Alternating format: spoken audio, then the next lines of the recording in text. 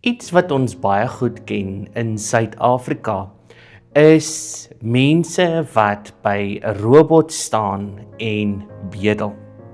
Nou, dis nou al so in ons ingegrond en ingemerk dat baie keer selfs vir my as ons by 'n robot stil staan, dan maak ons nie eers meer oogkontak met daardie mense nie. En as ons die gedeelte gaan lees hierdie week wat ons woord vir die week is in Handelinge 3, dan kom ons agter dat hierdie oomblik van om iemand te bedel en raak te sien 'n radikale oomblik is in die groei van die eerste kerk. Johannes en Petrus is op pad na die tempel toe om te gaan bid, en daar is iemand wat hulle al vir jare waarskynlik gesien het. Iemand wat bedel, iemand wat net 'n almoes vra. Kyk Johannes en Petrus en sê Petrus vir hierdie man wat bedel, vir hierdie verlamde man in Handelinge 3, sê, kyk vir my. Ja, ons almal ken die storie, ons weet wat gebeur, Petrus trek hom op en hy word genees en hy prys die Here en dis hierdie wonderlike oomblik. Maar hoekom sê hy vir hierdie man, kyk vir my? Hoekom is daar hierdie intense oomblik waar hierdie man in Petrus se oë moet kyk? Jy sien, want die gesegde sê mos, as jy iemand in sy oë kyk, dan weet jy wie hulle is. Ons oë vertel ons stories. Ons oë sê vir 'n mens wie daardie persoon is. En waarskynlik vir honderde mense wat by 'n robot staan en bedel, vir enige persoon wat bedel en vra, gee my net ietsie dat ek deur hierdie dag kan oorkom, dat ek net kan oorleef, is iets fundamenteel van hulle menswees, van wie hulle is, gestroop. So wanneer Petrus dan nou vir die man sê, kyk vir my, is dit daai ding om te sê, maar weet jy, ek sien raak wie jy is. Ek sien raak dat jy 'n persoon is wat sukkel in die lewe. Ek sien raak dat jy uitdagings beleef wat ek nie noodwendig raak gesien het nie. Jy sien, in Suid-Afrika sit ons in 'n land waar die ongelykheid en die armoede so groot is, dat as ons vir elke liewe persoon wil help in die land, dan gaan ons onsself in dieselfde situasie sit waar daardie persoon hom of haarself bevind. Maar wat doen ons nou? Nou doen ons dit wat die mense wat die tempel kon binnegaan vir eeue gedoen het. Ons gee R2, ons gee 'n muntstuk, ons gee iets om ons gewetens te sis.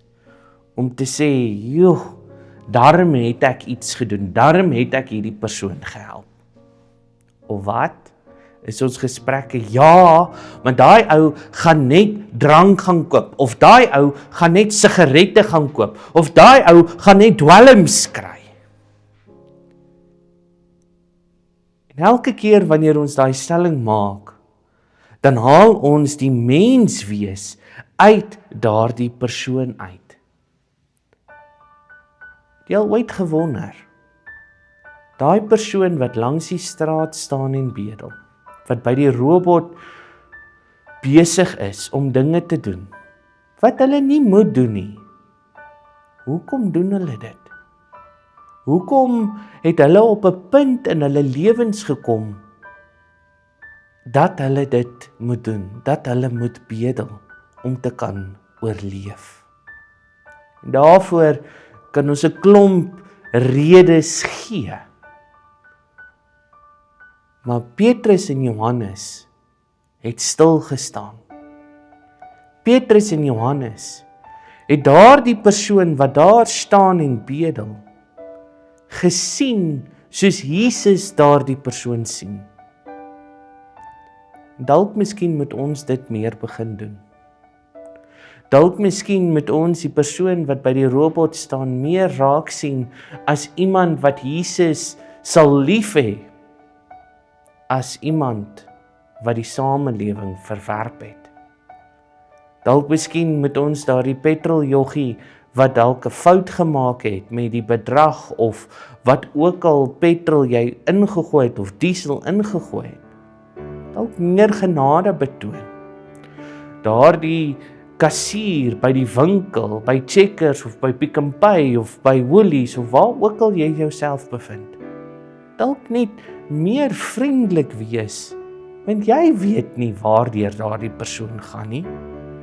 Die kelner, wat ons die voorreg het om ons te bedien in 'n restaurant, vriendelik en opreg mee wees. En dit is daardie persoon wat besluit om jou te bedien.